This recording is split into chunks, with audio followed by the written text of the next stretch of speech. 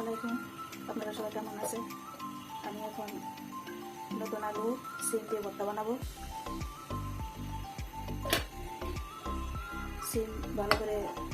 আলু ভালো করে ধুয়ে সিদ্ধ করে নিয়েছি। ভর্তা বানাবো এখন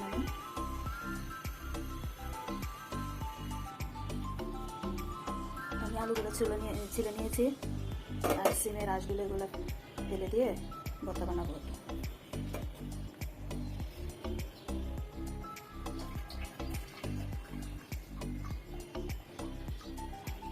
আমার আলু সিম ছিলা শেষ।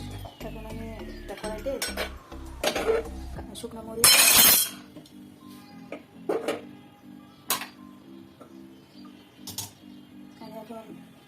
শুকনো মরিচ ভেজে নিব, পেঁয়াজ ভেজে নিব। প্রথমে একটু সরষের তেল দিয়ে দিব।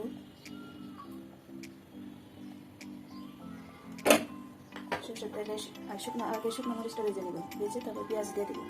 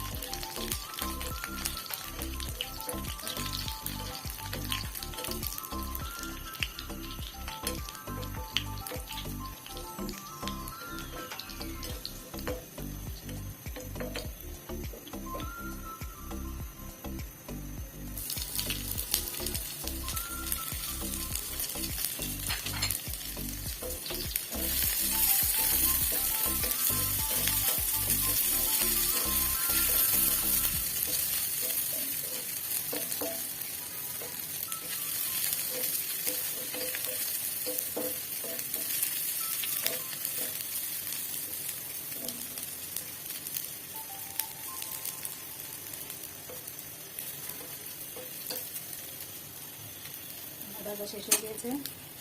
আমি এখন মরিচটা উঠিয়ে নেব।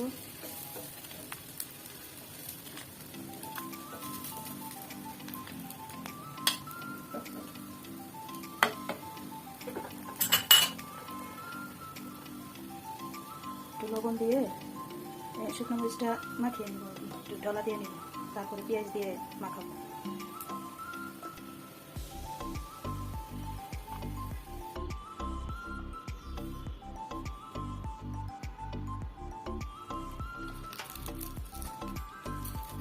শুকনো মরিচ ভাজা লবণ দিয়ে আগে ভালো করে ডলা দিয়ে নেব মিহি করে।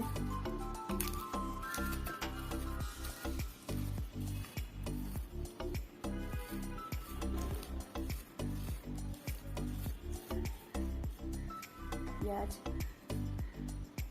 ধনে পাতা একসাথে ভালো করে ডলা দিয়ে নেব।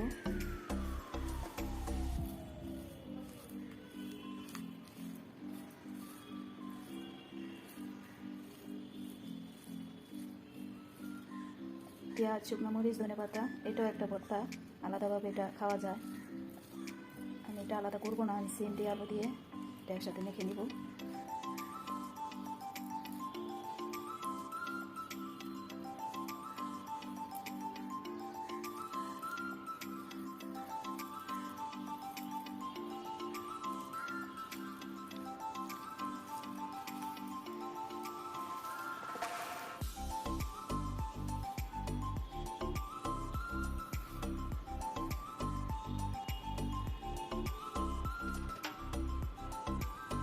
সরষের তেল দিয়ে দিলাম। সরষের তেল দিয়ে মাখিয়ে আমার ভর্তা বানানো শেষ। ভাত বসিয়েছি চুলায়, গরম ভাত দিয়ে ভর্তা দিয়ে খেতে অনেক মজা।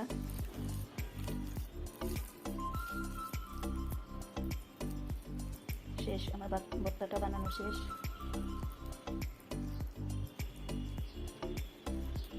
আজকে এই পর্যন্তই। আপনারা ভালো থাকেন, সুস্থ থাকেন। আল্লাহ হাফেজ।